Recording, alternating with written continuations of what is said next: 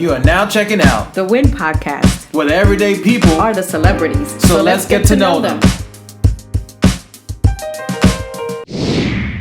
Who is Fernando? Who is Fernando, a.k.a. Dito, a.k.a. Fernandito, a.k.a. Frankie? Because depending on what kind of circle that you're in, I get all those different names.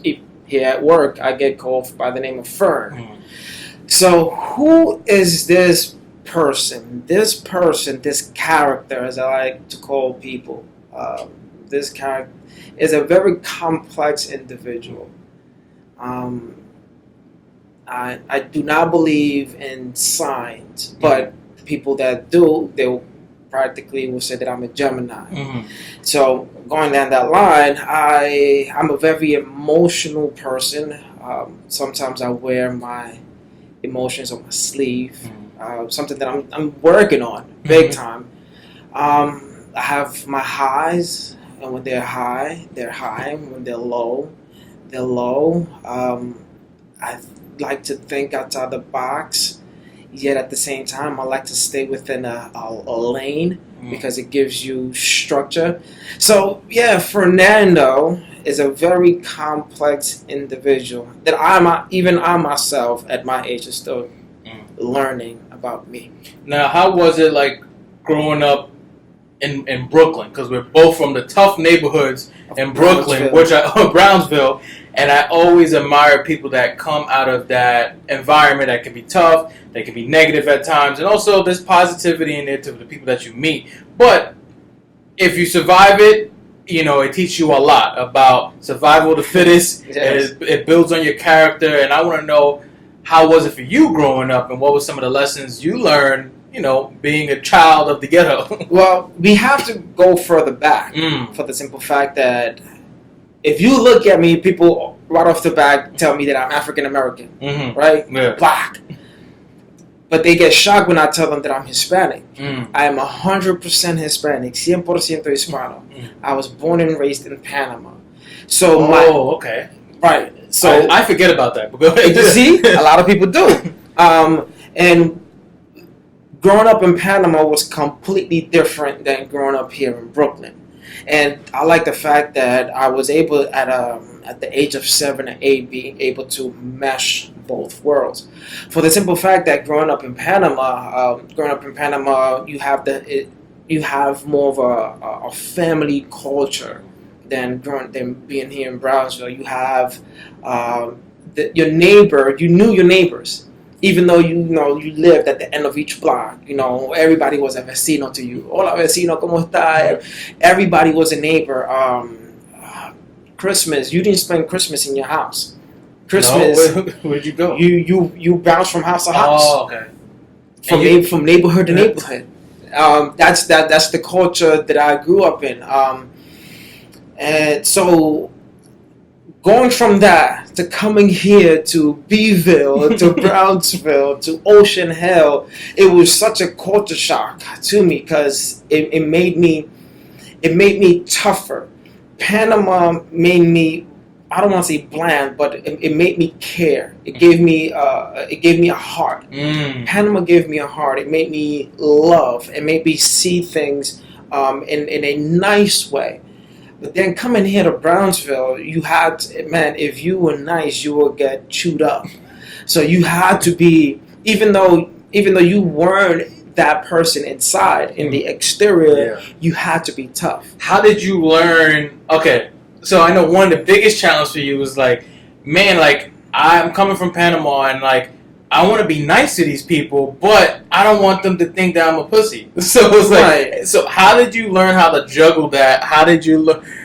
How do you know when to be nice, I guess, and have that Brooklyn face of just like, don't talk to me? Like, what was the challenges for that for you? It was tough for the simple fact that I didn't know when to be tough. I didn't grow up with that. So my question was the complete opposite. Is that if I'm being nice to you, if I'm nice, why are you being mean to me? I didn't understand that. It's like the nicer I am to you guys, the more you want to take advantage of it. So I didn't understand that aspect of it, and it was once again it was hard for me because that's all I knew. So yeah, coming up, I was bullied, and it got to the point where, wow, it took a while. Talking about getting into high school for me to finally start figuring out that, you know what, I have to change my character. I have to become a little bit rougher, tougher, or else people are going to continue to walk over you. And that's when the change, that's when the shift began, to the point that nowadays people walk up to me and be like, is everything okay? Yeah. And I'm like, yeah, I'm fine. It's like, yeah, because you're mean and upset. I'm like, no, I'm okay, I'm fine. But it's just now the New York, the best way for me to put it is that New York persona, that New York face finally kicked in, and now all of a sudden I walk through the neighborhood. We still live in the neighborhood. I still live in the neighborhood, and I walk through the neighborhood, and it seems like I have a face. It seems like I'm angry, but I'm not. But it's just because it finally clicked once I reached high school, because elementary and junior high school, I was still the same way, still thinking, hey man, what's going on? Is there something wrong with me?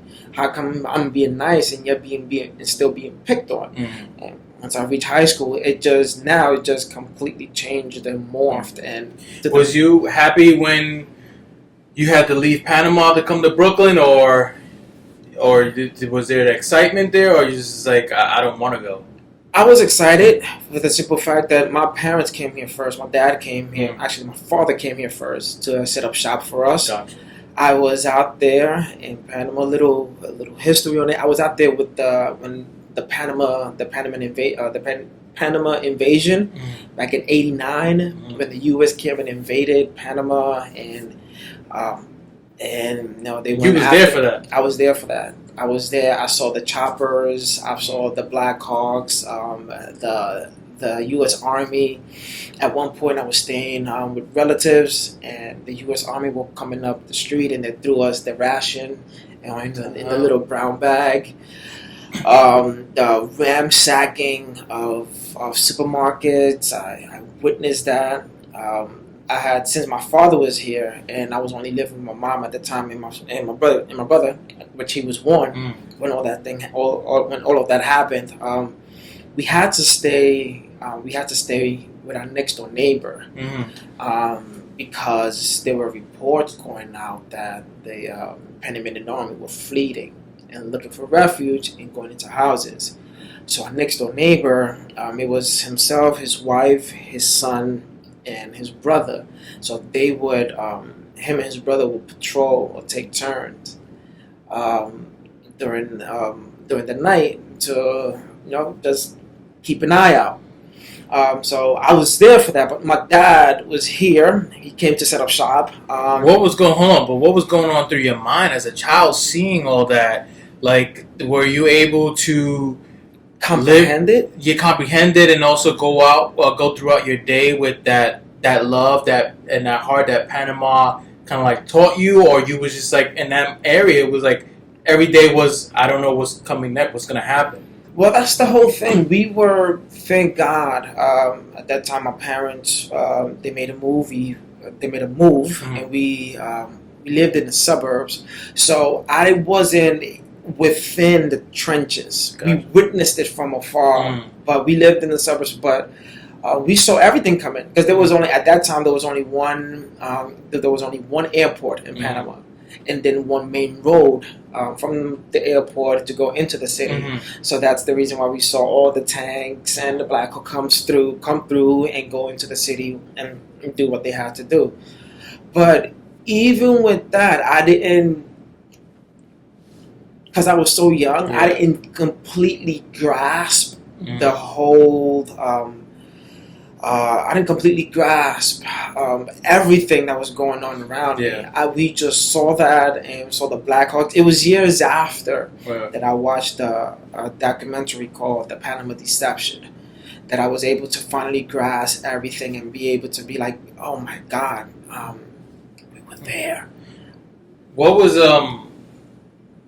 some things that you learned from, like, your parents making this move? Like, 'cause now you also have kids, and you have plans to eventually, maybe want to go somewhere and have build a better future for them. Like, because for me, like when I used to think about how my mom came from Puerto Rico, and you hear these stories that how they will come with like maybe $30 in their pocket, and and just so much hope, and like we're gonna make this opportunity better. And you talking about this story, I just can't help but think like of those stories. Like, man, that's so much bravery, that's so much courage and sacrifice to do that. When you hearing it and looking back on it now, like what did you learn from your parents, hearing and talking about those stories? What I've learned from my parents, from what they from their sacrifice, because they didn't have to do what they did. My dad didn't have to come to the U.S. and neither did my mom. My mom was a nurse in Panama. My mom was making money. She was a registered nurse in Panama. My dad was a janitor for Chase Bank, so he was making decent money. Once again, we had a house in the suburbs in Panama called Los Robles, and we had a house. We had a house in this new suburbs. I'm talking about brand new. And why did they do what they did? And it made me wonder. Yes, and basically I had to realize that they did it for me. So what I've got from that is the things that I do now, the things that I'm going to do, they have to be to better the future of my kids. I look at my family as a company, as an enterprise. So I tell people I have to make decisions based on the wellness of my company.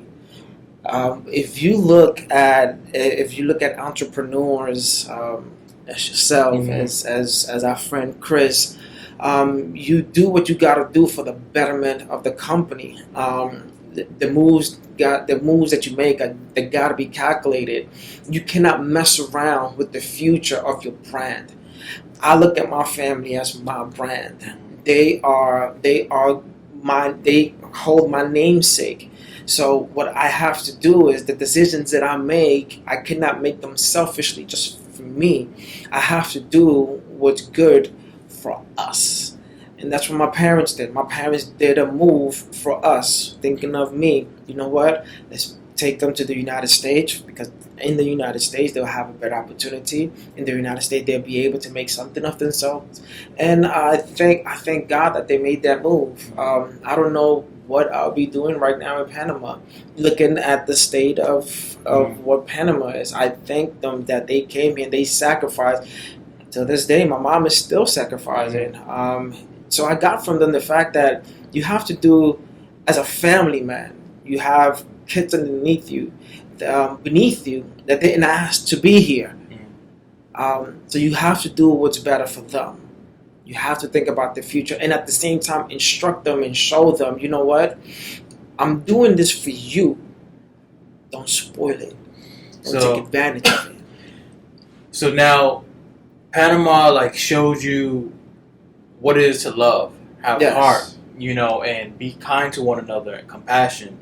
Your parents are showing you this sacrifice and courage and hope. And one thing that I always admire about you, and I want to know how did that play into your life, was you're also a big comedy fan. And you love Martin and John Leguizamo and stuff like that. Yeah. But you used to tell me that comedy shows and comedy played a big part in your life. And I want to dig into that. Why? How did that get into that, into your life? Well, interesting. Okay, the reason I like John Leguizamo is because I saw somebody that spoke Spanish on TV that made me laugh and at the same time spoke English. So the first stand-up that I saw that it was on HBO, and the name escapes me right now. Freak? It was Freak, yes, on HBO. And it was a Spanish guy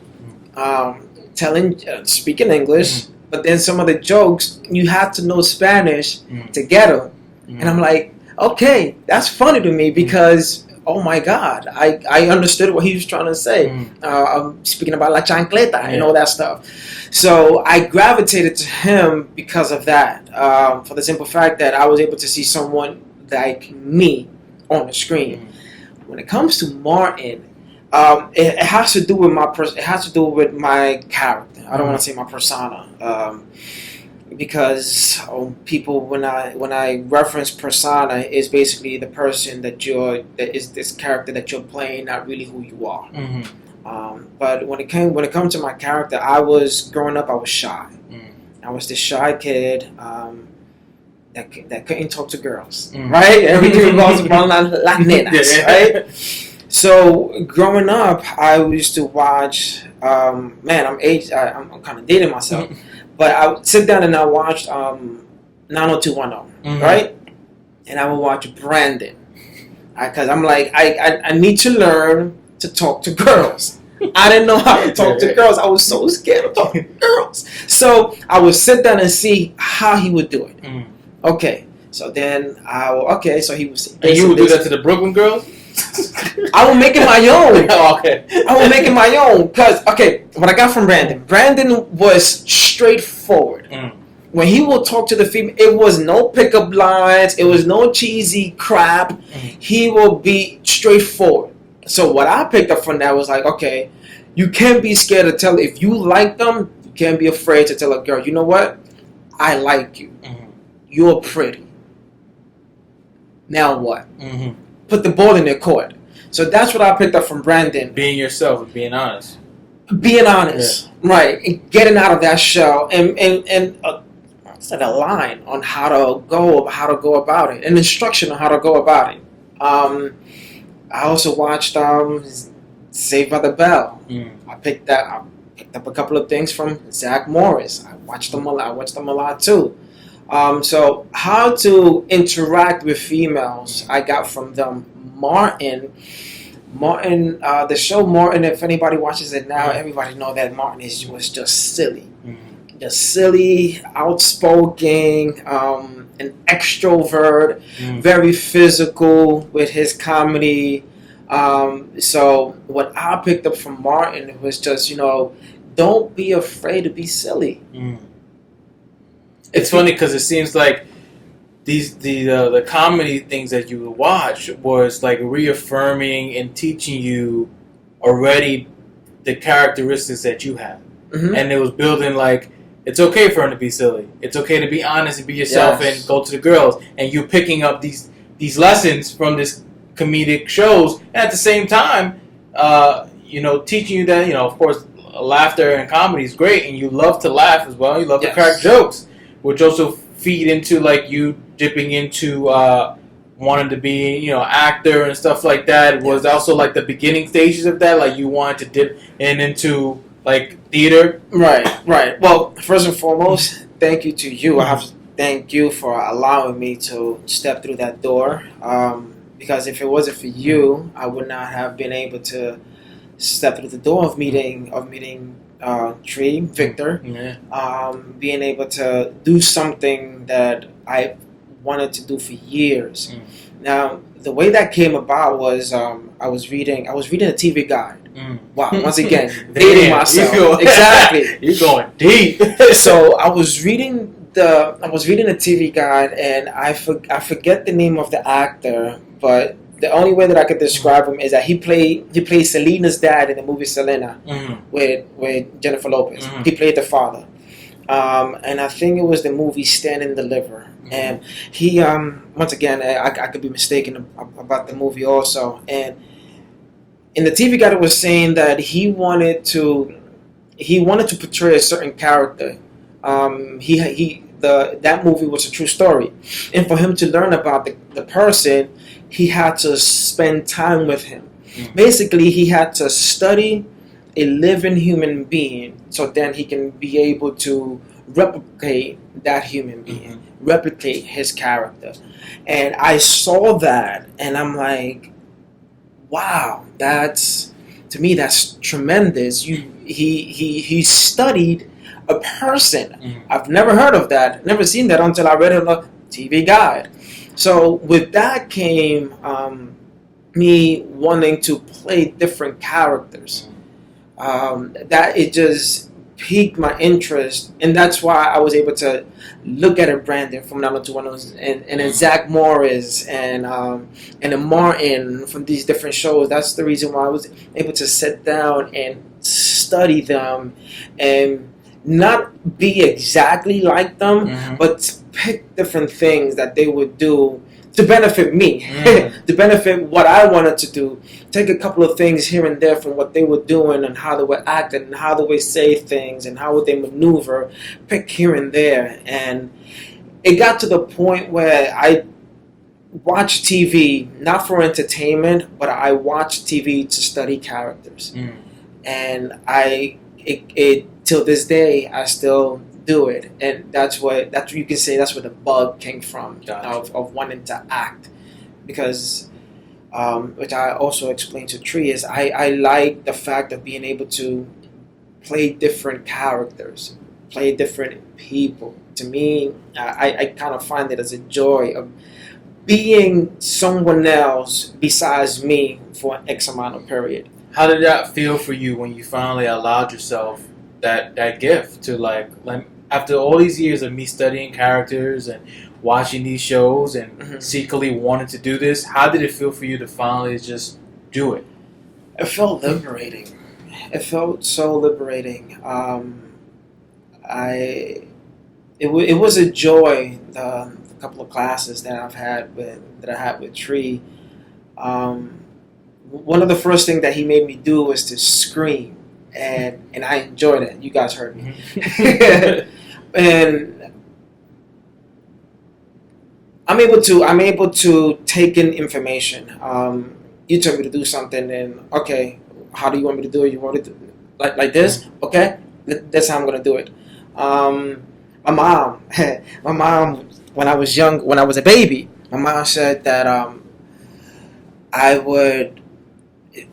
they would tell me, okay, sit here and don't move from here. And my mom would say that they could leave the house for 2 hours, come back, and I'll be sitting right there, not moving. Wow. Instructions. Give me instructions, and I'll do my best to follow them and do them the way that you want me to do them. And Tree was giving me, Victor was giving me instructions on what to do, and it was out of the person from who I was. So I enjoyed it. I enjoyed it so much. Give me more. Okay, you want me to do that like this? You want me to play this? Okay, say it like this. Okay, no problem. I'll do it. So I truly enjoy the experience, and I'm looking forward to doing a whole lot more. So it gave you this. It's so funny because you're learning so many things from these shows, like I mentioned before, and these characters, and then now, in the end, when you finally stepped on foot to actually start doing it, it showed you freedom. Yes. To be all those things that you studied and saw and now becoming. Right. And I think that's a beautiful thing, where when you finally took that one of the final phase of that step, was to put your shoes now as an actor. Yeah. You saw freedom within all these things that you learned, and I think that's a beautiful thing from that in the end. It also it can go to the extent also of now being able to understand different people, becoming empathetic, not just sympathetic. I think the world is sympathetic a lot. We sympathize with so many things, but we don't empathize with those same exact things. And there's a great difference between the two. I can sympathize with people going through their struggles, but it's a completely different thing, me being able to put myself in their shoes. That's becoming empathetic, because all of a sudden now I'm feeling what they're feeling. I'm seeing what they're seeing. If they're cold, if I'm empathetic, I feel the cold. If they're hot, I feel that. If they're hungry, I can feel that hunger, because I put myself in your shoes. So for me to be able to put myself in this different shoes throughout all these years, it became so liberating. But at the same time, I'm able to understand certain people, and that also, you can say, ties in with my relationship with God. And one of the issues that I have with and I don't know if we are going to get into it later on. No, yeah, that's actually the perfect segue. Because my question to that was going into your religion and your faith and your connection with God, and how did you get into church, and that first moment of you going to church and really like experiencing that the faith that you was learning, and how was that for you? So, and I want to get into that, and also you being a minister, and Right. Is that, now you could school me on that? Is that similar to being a pastor, or Well, in general, a minister, is that the same thing, or well, a pastor basically he is a minister. When a minister, in the general sense, it's just a servant. okay? So basically, the way that I look at it is everybody that's in the Christian world is a minister, for the simple fact that they are servants. We are all called to serve. When you come to minister to someone, you come to aid them in whatever need that they have. That's the reason why Jesus Christ himself said, I didn't come to be served, I came to serve. I came to minister to others. A pastor basically is a person that looks over the sheep. In old school terminology, is a pastor. Yeah, he has a herd of sheep, and basically that's in our Christian world. That's what we are. We are sheep. For the simple fact that also Jesus Christ looks at us as sheep without a pastor, and that's the reason why he came. He came to give people guidance. A lot of people in this world are looking for that kind of guidance. So how, now let's backtrack. How did you? What led you to go to church? And then My mama. Okay. And what did you enjoy about the process of going to church? And let's just talk about you and the connection that you have with your God and your faith. How is that important to you? I mean, I didn't. To be completely honest with you, in the beginning, my mom, growing up, my parents were Catholic, and then they switched over to Protestant Christian when they came here to the U.S. So I grew up in a Christian household, and I was told that I had to go. But I didn't want to go. I went because as a child I was obedient. So I tell people that even though I went to church, I wasn't in church. I went to it, I wasn't in it. I would go on Sundays, but then as soon as I came out, Monday, Tuesday, Wednesday, Thursday, Friday, Saturday, I was cussing. I was partying with my friends. I was doing all that stuff. So living your life. Right, but then on Sunday I was the good old church boy. So I went because my mama made me go. And at the age of 18, I turned 18, and my mom came to me and she told me in Spanish. She goes, "Well, you're 18. You are a grown person, so you can make your own decision if you want to go now." So as soon as he told me that, I was like, please, good. Now I no longer have to go. And then I was like, cool. Now I don't got to go to church anymore. I was like, because I ain't like going anyway. It was boring. And then... what changed for you? What was that moment where he's like, you know what, now that I kind of like, was doing my own thing or whatever, like, what kind of like said, let me check this out again? A girl. Okay. It's Brandon, right? Was teaching you how to speak. Was it like from 90210 how to talk to church going? Exactly. You know what I'm saying? So because of that, hey, the girl which is now my wife, a girl that I grew up with. We known each other since like fourth grade, but we never saw each other that way. One day, she's coming up the block. I'm walking down the block, and I looked at her. I was like, damn, Elba looking kind of fly. Woo! So I told my brother, yo, tell Elba that I want to talk to her. He goes around the corner. He comes back, and she goes, and he told me, she said, if you want to talk to her, you got to go over there. Bet. So I went around the corner. She told me she was surprised at the fact that I came around the corner, but thank you, Zach Morris. Thank you, Brandon. They gave me that courage. Yeah. So I went around the corner, and I was talking to her, and I was like, me and my boys, it was a routine. Me and my boys would go to the movies Friday night. So I was like, me and my boys are going to the movies Friday night. Do you want to come? She goes, oh, you got to ask my mom. And then so I asked her mom, and I asked her mom. Her mom was like, you got to speak to her dad. No problem. No shame in my game now.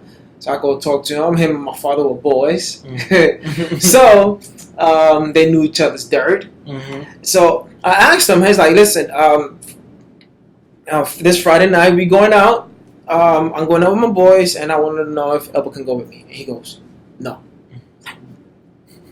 I honestly was sitting there. I was expecting a yes. And he goes, no. I was like, why not? I got my reasons. It's like, you got your reasons, so what are they? Oh, no, I got my reasons. His reasons was that him and my father knew each other. They were both players, and as they say, the apple doesn't fall far from the tree. Yeah. So he thought I was the same way, but I wasn't. I was the complete opposite of my dad. So, long story short, because of that, her and I become attached because of that rejection. Her mom invited me. We started hanging out during the summer because she was a stoop girl. She couldn't go past the stoop.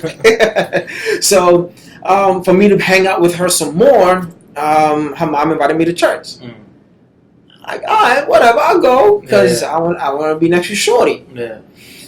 So I started visiting. Didn't think anything of it, and one day I go up for prayer, and this is the thing that basically connects you and I.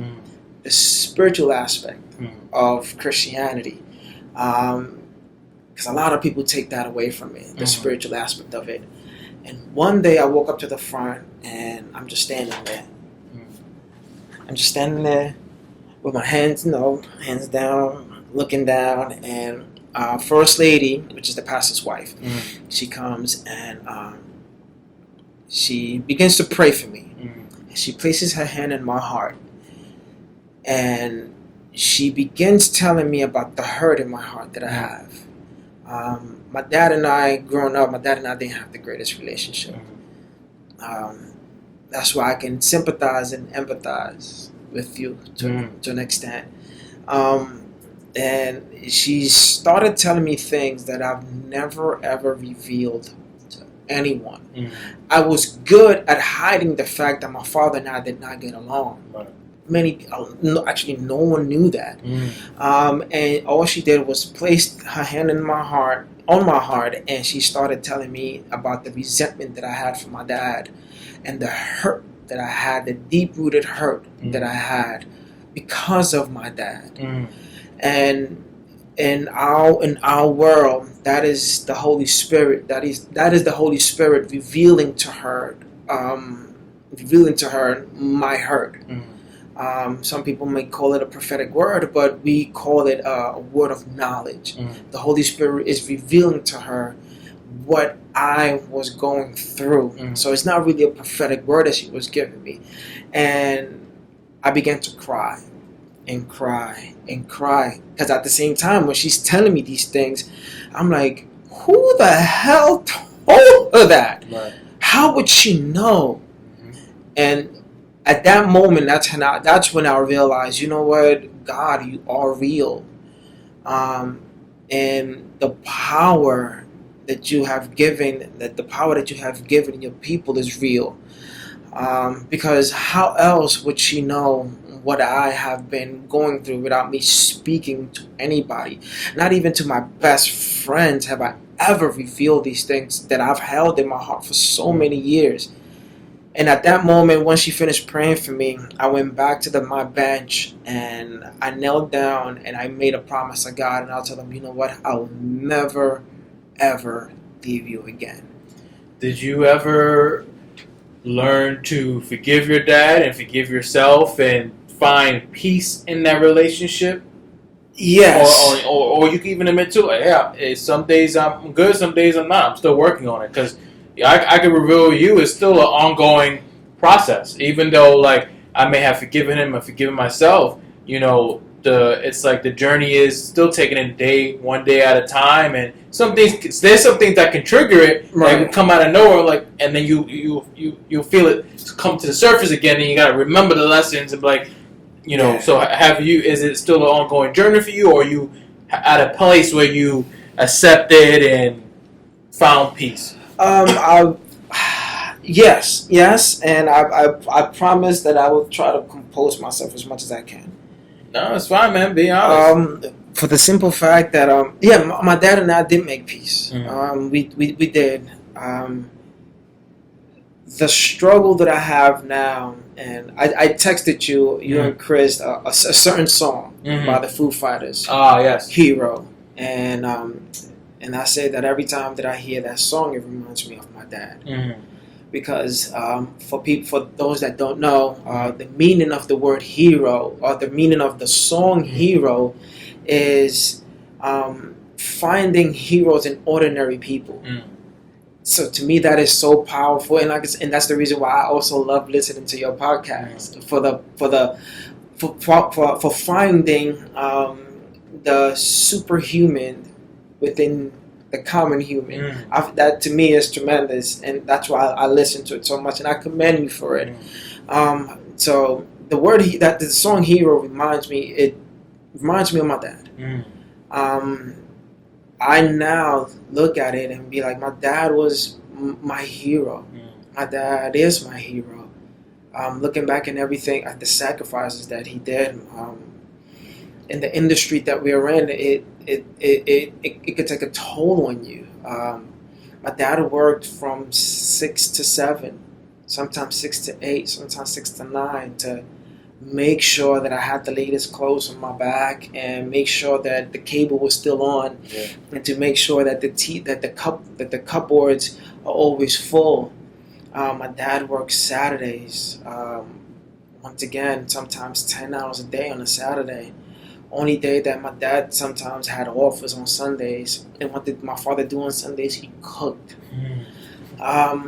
When I was younger, when I lived with him, I took all those things for granted. I took my dad for granted. And it took me growing up.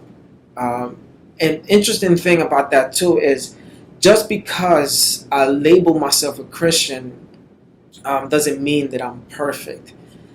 That's one of the stigmas that I personally would like to remove from the world. The world looks at Christians and Christianity as people that are perfect, and it's the complete opposite. I'm not perfect in any way, shape, or form, but it does teach me to try to become a better person, seeing the world through the eyes of Jesus.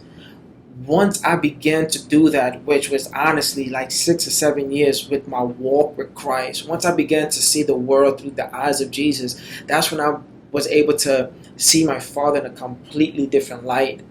And that's when our relationship started getting so much better. To the point that my mom and my dad were having their issues. My father left to Panama.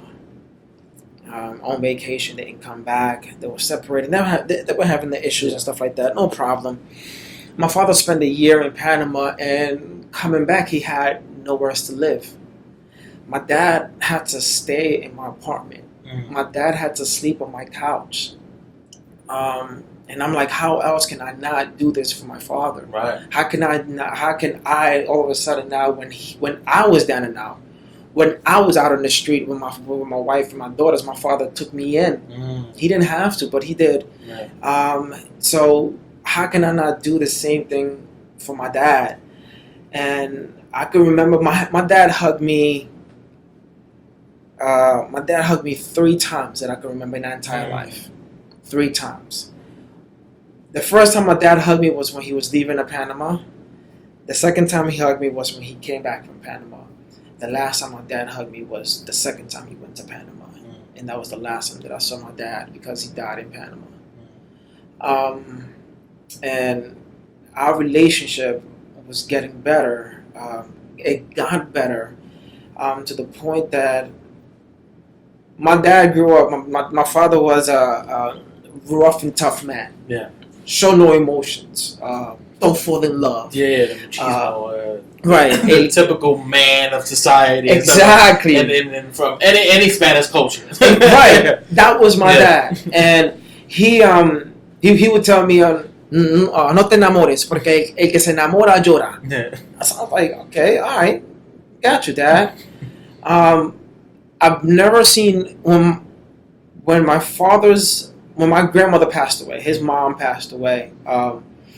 I remember that Sunday. It was a Sunday. My mom received a call. My mom broke down crying. Crying uncontrollably. My father came in. My mother told him that his mom passed away, and he walked in, and all he says, like, I knew something was wrong.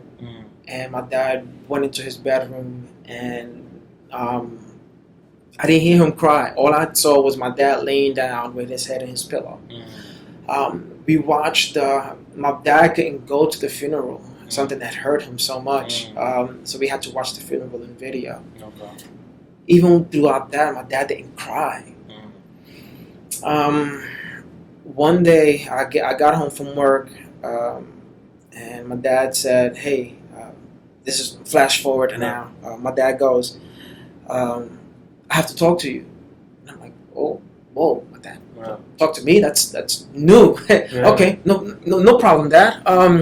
So I put my stuff in my bedroom. I came back to the living room, and I sat next to my dad, and I'm like, "What's up, Dad?" Once again, my dad never spoke. So our relationship was blossoming. So my dad sat me down, and he told me that the sister that he was closest to passed away. And I felt sad, very sad. But what hurt me the most from that instance was that even though our relationship was getting better, I still didn't have the courage to hug my dad at the moment or put my hand on his shoulder. But I did the best that I could, and I just sat there, and I basically just stayed in his aura, stayed in his presence. And my dad began to cry. First time that I've ever seen my father cry. He broke down in front of me to the point, once again, I didn't know how to react because he'd never done it. It seems like to me, that through the things that you learn in life and what your religion was teaching you, with your connection with that you made it your business to fix that relationship with your dad and accepted him and continue to learn from him. Where you guys, through the time that he was alive, maybe the last 3 years or so, if timing is right, that you guys were giving each other gifts and you guys were building from scratch. So in that moment, him crying in front of you meant a lot to him, because you was the only safest person that he felt comfortable to let his guard down. Right. And you could have gave him a hug, but it wasn't about that. It's the space that you gave him. Yes. That was the hug. And being comfortable to talk and speak. Right. That meant everything to him. And then that meant everything to you. Right. You guys took your trust to a whole nother level. So sometimes, right, some people express themselves different. Like your dad and a lot of other dads, they don't know how to say I love you. Right. But in that moment, it was everything. I love you. I need help right now. Yes. I need to be consoled. I just need you to hear me out. I'm holding a lot of things. just be my son for now, be my friend. That was everything Yes. packaged in that moment for him, which that was him showing you so much, which I think was so beautiful, where you allow that to happen. And Right. you guys together allow that to happen. And that's the reason. Working on it. Right. And that's the reason why I'm so adamant on telling people, hey, if you ever have the opportunity to repair. Now, I understand that there are some, which I cannot comprehend. There are some fathers out there that just don't want any part of their children. I know one. Yeah. And one of my favorite Christian rappers, Andy Mineo, he talks about it also in his music, that his father didn't even show up to his wedding. Like, how don't you show up? How do you not show up to your son's wedding, even though he'd send you an invite? So I get that aspect. If people trying to build it, but if you are the type of person that say, you know what, he's in his world and I'm in my world, and he didn't care for me when I was younger, so now that I'm older, try to build that, because once they're gone, they're gone. And that's one of the biggest regrets that I have, that we were beginning to build that and it was snatched from me. My dad passed away. Like I said, he went back to the funeral for his sister, and once again he spent another year over there. He was supposed to come back, to the point that I was he kept delaying his flight. Yeah. And joking him, I was like, what's wrong with this guy, man? Why does he keep delaying his flight? And at the same time, my son was a year old. Yeah. And I wanted my dad to meet my son. Yeah.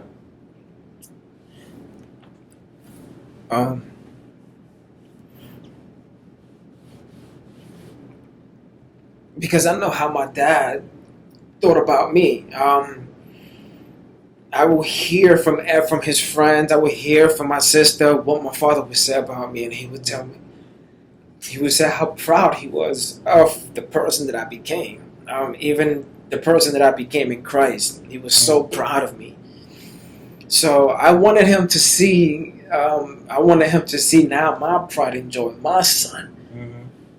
And got the phone call that my father passed away without being able to meet my son. I think a couple things that I just want to interject. It's beautiful. One, I think you need to heal this regret that you're holding on, because it's not needed, because the time that you guys had to solve this relationship, and it ended on a high note. Yes, you wanted more. Absolutely. Right. When things are going great, we want more. But let's think about if you didn't even heal that relationship. Let's say he would have left this world with the old relationship you guys had. Right. It would have been horrible. You would have never had that moment of jokes, that moment of you taking him into your house, the moment of you guys, him breaking down in front of you. All those moments, and even all those other great moments, beautiful moments you guys had, would never existed. Right. All those beautiful gifts, and it sucks because you just don't know when when you're gonna leave this world.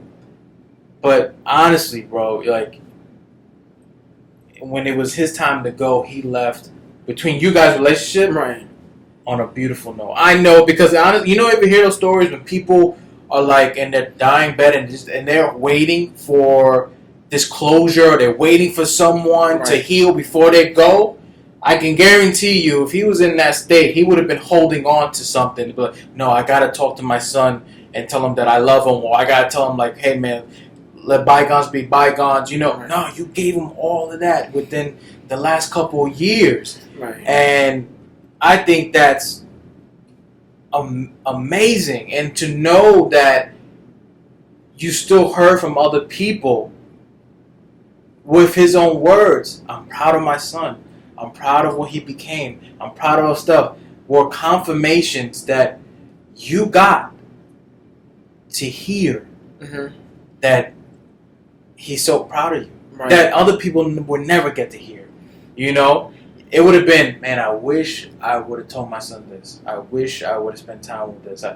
There was a lot of coulda, wouldas that you made happen. And I know it. I know it's tough, but I think it's a regret that's not needed anymore. As a friend telling you, I think it's a regret not needed because from hearing your story, there's a lot of beauty that came out of this negative space, and that's what I wanted to allude to at the fact that the reason I hold on to it, it's just the fact that even to this day I still miss my dad. Yeah, and I wish I had more. But at the same time, which you have met my hyperactive son. Yeah. The reason I'm able to be who I am with my kids now is because of that.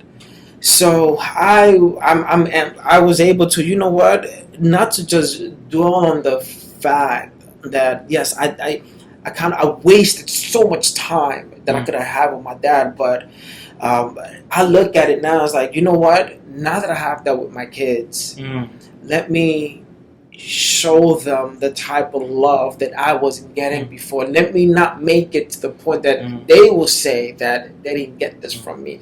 And I think I needed that. And also, what you need to start doing as well is fixing your wording, because you're still at times comparing yourself and shooting yourself to a person that you no longer are. I wish I would have spent more time. Why did I waste this time? You didn't waste time. You guys didn't have a relationship. He was doing his own thing. You was doing your own thing. Right. It's natural. You're a teenager. You're whatever. You know what I'm saying? Like, that was not wasted time. It's two different people with two different personalities. That's just not clicking. You didn't waste time. I would think you would waste time if you did your work, fix yourself, seeing, like how you said, your terminology. I'm seeing through Jesus' eyes, and I got to learn about my dad, accept him, learn from him. But then if you still, after learning all that, still decide to be the old person, then I will look at you and say, yo, you're wasting time, because now you have the lessons. Now you have the solutions. Now you put the work in. But you're still holding on to this old Fernando. You're wasting time. Because now the time is clicking, and you don't want to take responsibility. Like, let me fix this relationship. Let me be with him. You need to stop using that lingo, because that goes right into this regret thing. This shouldn't, my understanding, you don't need to hold on to this regret no more. You shouldn't even look at it as wasted time.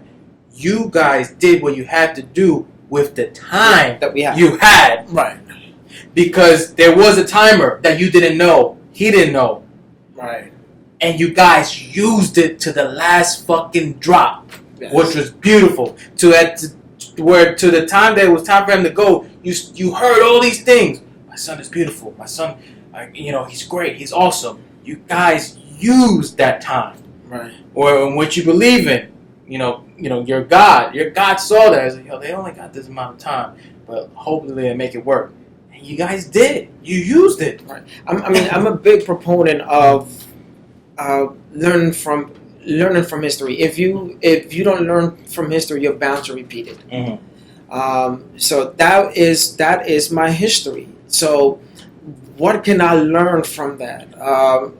What I've learned now is, you know what? My son can never say, my dad didn't hug me, my dad didn't kiss me, my dad didn't do this, my dad didn't do that. My daughters can never say that. Because you know what? I learned from that short span, as you were saying, that the short span that we had, that you know what? We have to be able to break down these barriers that we had before and live within the time frame that we have and become better for it. And I thank God that even though even though I wish it was longer, we still had that. Because now I learned from it, and now I can apply it. I'm applying it. Not that I can apply it. I'm applying it now with my kids. Which to me, it's a beautiful thing. So Fernando, I want to thank you for sharing, bits, and I know there's many layers to you, but sharing bits and pieces of your life, and sharing to me the I think is the one of the biggest and most important things of this episode is the relationship between father and son. That Yes. There's a lot of it was meant that way, to be spoken about it, because it's in society now. There's a lot of fatherless kids, and I feel like I learned even more from this episode, and people hearing it can learn from it as well. So moving forward, we're going to go into my first segment of this podcast, and the segment is called "Let's Look Inside." And the first question for "Let's Look Inside" is, what in life is beautiful to you? Oh man,